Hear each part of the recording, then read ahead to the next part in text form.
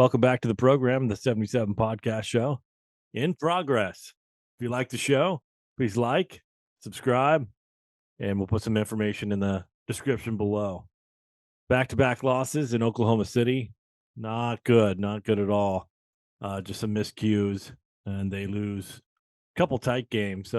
One a last-second shot, and the other one just miscommunication, and they lose by 3. I want to apologize about last episode. I had some technical difficulties. I won't put out a program that is not high quality. So here we are at game 2, loss. Let's go talk to Bo Dizzy. Bo, back-to-back losses to the Oklahoma City Thunder. That's unacceptable, I think, right? Can't lose to this team.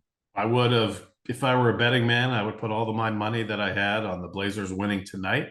It's a good thing I'm not a betting man.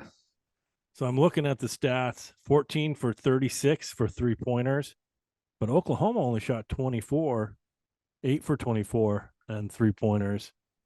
I know the difference was Josh Giddey was back, but Nurk was back on our side, so that chess match should have evened out. I know Ant got in some trouble. Dame wasn't shooting very well. Let's just start from the beginning. They had a 10-point lead. They just didn't put it away. Yeah, it was the same thing as the last game. They came out hot, took on a lead, and looked like it was going to be an easy win, and only to choke it away at the end. It's the second game in a row that really poor play down the stretch. No scoring, silly turnovers.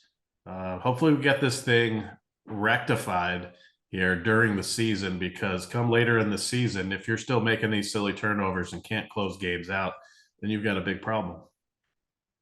Eerily similar last-second shot. Dames looked a lot like Ants the other day. I knew as soon as he pulled up, it was going to be way short. Not a good shot. And he wasn't touched. I looked at that replay. Dort didn't touch him. He jumped back. Just kind of a poor choice. And I think that's maybe the commonality is the decision-making that's going on out there. Some bad turnovers and some bad shots. And that needs to get rectified in practice and by the coaches. The rotation, a little long. Sharp. Keon Johnson played 8 minutes. Watford was in there. Eubanks and Winslow. I did like what Keon Johnson was doing while he was in the game. That's your guy. How'd you feel about his play? I'm just a big fan of Keon Johnson. I love him. Every time he touches the ball, I feel really confident, like he's going to make the best decision. And there's a few 5 or 6 minutes in the second half where Keon Johnson was in the game running the point, and it looked great to me. It was a very good look, a very solid feel on the floor. Now, I'm not making any drastic statements about Keon Johnson's playing time and who he should play over or whatnot, but man, I really like that kid. Yeah, I do too. I like how he's passing. I will tell you this. I did get upset. I did yell. I went, God damn it. Why would you shoot that? I thought, let's go back to the last shot there. I thought they were going to call a timeout. I saw Billups just saying, no, go. So to me, did that just mean Dame take the ball, go one-on-one, or I would have set something up? Well, you got Dame on your team, so it's easy to second guess. But how many times has he hit that shot? Definitely looked off tonight. It looked like he was trying to get in a groove late in the game. It was just too late. And yeah, that shot didn't look good coming out of his hand, but I've seen tons of shots that he's taken where it didn't look good coming out of his hand, and it looked great about a second and a half later. And Dame didn't score till late. Like he went through a full rotation and sat down on the bench and came back without any points. So that's got to worry you just a little bit. And Ant got into foul trouble. And like I said, Ant was 4 for 11 on the field goals and 4 for 9 for three-pointers. Now, I did have one moment, kind of how the game would go. Grant threw the ball out to Josh Hart, and Grant turned around to get the rebound, and Hart passed it to him.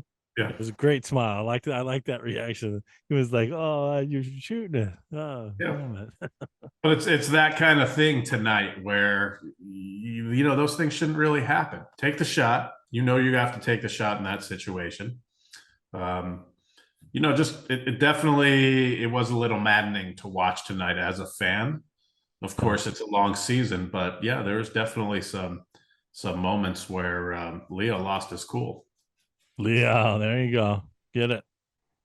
He's gonna Yeah, get. you shouldn't lose to the a 14 and 18 and they're a good team as far as hustle. They're not going to give up. They're young kids. They like to play. All right, Bo Dizzy, let's wrap this up. They're headed to Denver. They have two more games on this road trip. But what are we going to look for? Hopefully, going to look for a little bit more consistency going into Denver and playing a superstar like Nikola Jokic, who's the back-to-back MVP and plays like it.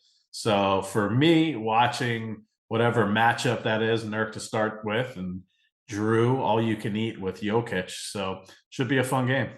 Are we going to see Dame more aggressive, or are we going to see the same Dame we've seen the last four games? Hopefully, he'll get his stroke back. I think he knows that he had a rough game and that his team could have used him a little bit more. So I think we definitely see a bounce back, a nice game from Dame.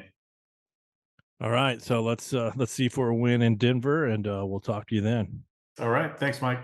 All right, that's our show for tonight. I'd like to thank C Dizzy, Abe Johnson, Steve Powell. I'd like to thank the band Mel. I also like to thank Lish, and I hope everyone has a great, safe, and happy holiday. And happy holidays to Vincent D'Onofrio. Talk to you later, everybody. Good night.